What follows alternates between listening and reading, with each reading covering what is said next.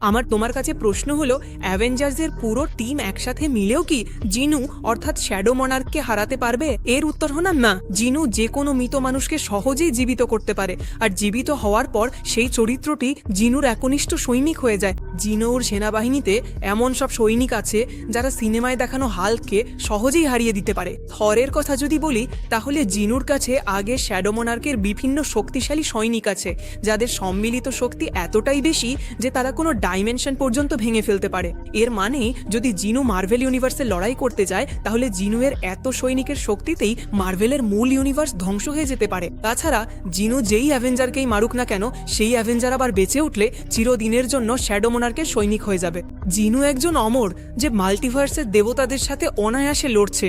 তার শ্যাডো ক্ষমতা তাকে অসীম শক্তিশালী করে তোলে। সে যে কোনো স্থানে টেলিপোর্ট করতে পারে এবং বিভিন্ন ডাইমেনশনে ভ্রমণ করা তার জন্য একটি সাধারণ বিষয়। তোমার মতে এই লড়াইয়ে কে জিতবে? কমেন্টে জানাও। না বুঝলে আবারও বলছি, শোনো।